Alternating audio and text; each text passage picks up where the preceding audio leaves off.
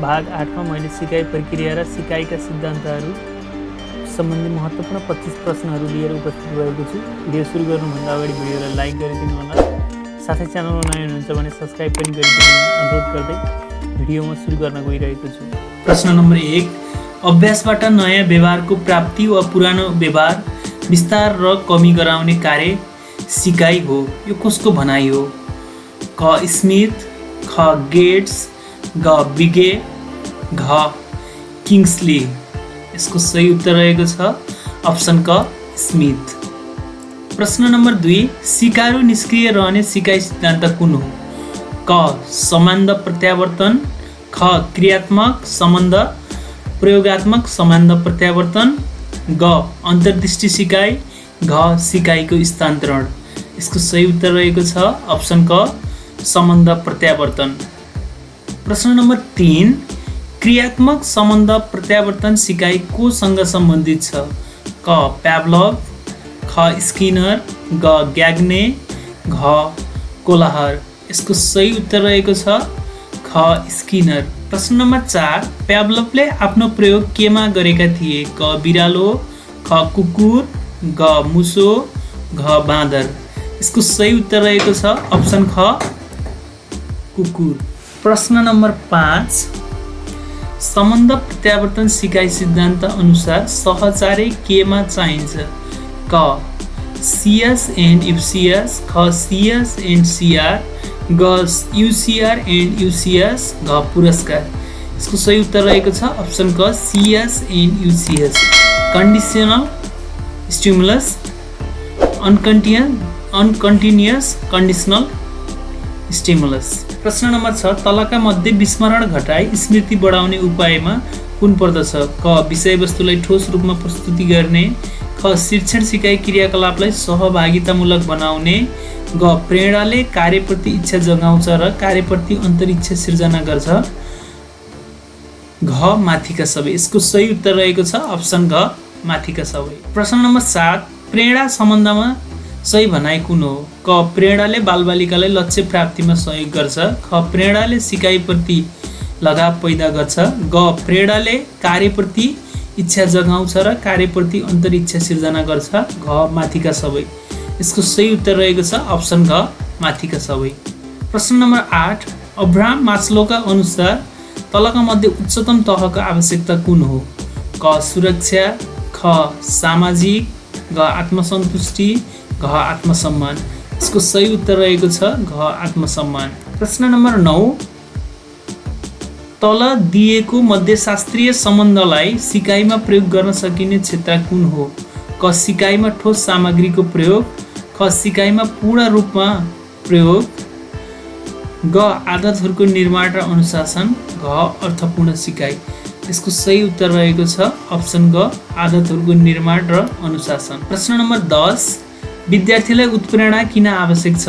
क सम्बन्ध सुधारका लागि, ख प्रोत्साहनका लागि, ग उमेर अनुसार व्यवहार गर्नका लागि, घ सहज सिकाइका लागि। यसको सही उत्तर रहेको छ अप्सन घ सहज सिकाइका लागि।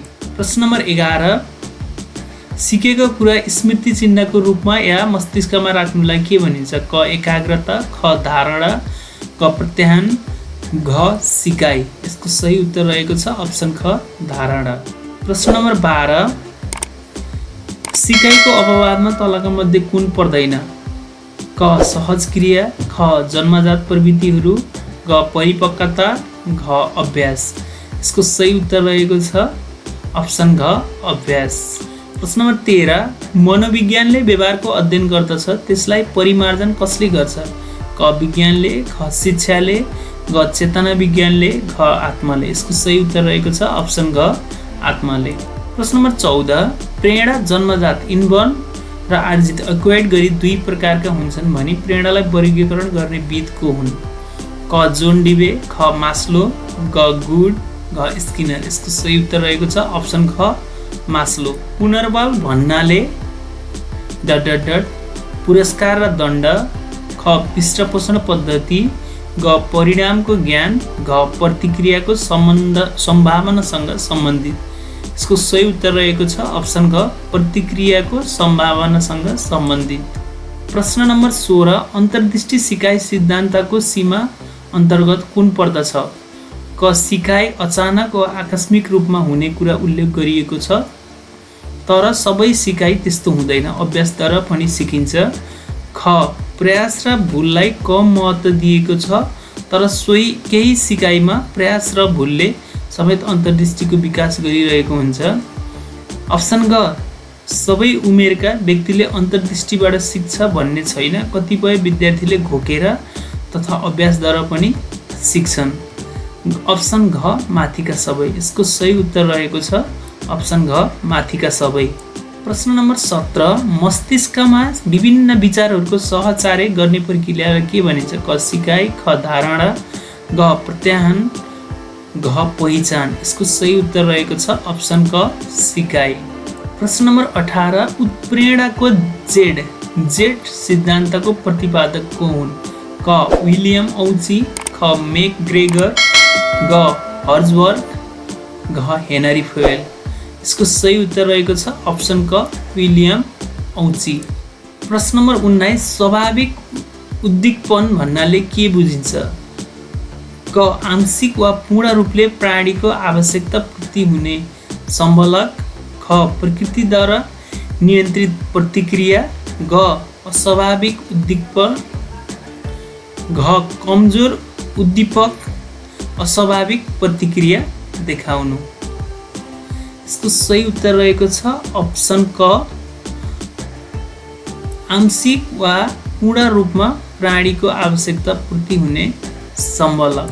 प्रश्न नम्बर 20 एकपछि अर्को सिकाइ हुँदा पहिले सिकेका कुरालाई पछि सिक्ने कुराले बाधा वा प्रभाव पार्ने तथा पूर्व सिकाइले वर्तमान सिकाइलाई र वर्तमान सिकाइले पूर्व सिकाइका धारणा प्रक्रियामा बाधा अवरोध पुर्याउने हुँदा विस्मरण हुन्छ भन्ने सिद्धान्त हो। क अनुपयोगको सिद्धान्त, ख हस्तक्षेपको सिद्धान्त, ग दमनको सिद्धान्त, घ आरएनको कमीको सिद्धान्त। यसको सही उत्तर रहेको छ अप्सन ख हस्तक्षेपको सिद्धान्त। प्रश्न नम्बर 21 भिक्टर ब्रुमको अपेक्षा सम्बन्धी सिद्धान्तमा उत्प्रेरणा सम्बन्धी सूत्र कुन हो?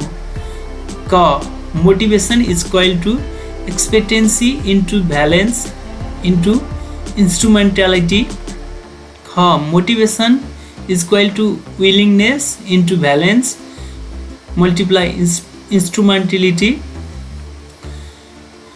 अप्सन ग motivation expectancy into growth into instrumentality, option घ motivation expectancy into valence into reward.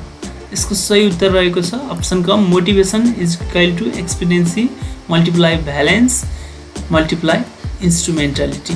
प्रश्न नम्बर 22 मानसिक अनुशासनको सिद्धान्तलाई अर्को कुन नामले चिनिन्छ?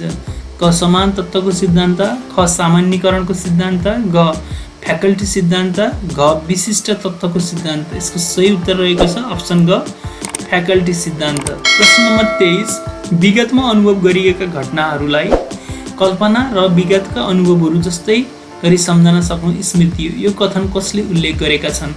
क म्याकडोगल, ख जेम्स डेभर, ग राइबन, घ ओडवर्थ एन्ड मर्कुस। यसको सही उत्तर रहेको छ अप्सन क म्याकडोगल।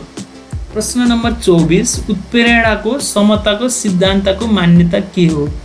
क प्रत्येक कर्मचारीले आफूले पाउने सुविधा र फाइदा आफ्ना सहकर्मी सरहको अपेक्षा राख्छ, ख वितरणमा समन्वयको सिद्धान्तलाई अङ्गीकार गर्छ, ग समानताको व्यवहारले थप मेहनतीको लागि उत्प्रेरणा र उत्साह बढाउँछ, ङ माथिका सबै। यसको सही उत्तर रहेको छ अप्सन ङ माथिका सबै। प्रश्न नम्बर 25 तल दिएका मध्ये कुन अस्वाभाविक प्रतिक्रिया कन्डिसनिङ रेस्पोन्स CR को उदाहरण हो? क खाना, ख घन्टी, ग र्याल, घ मासु। यसको सही उत्तर रहेको छ अप्सन ख घन्टी।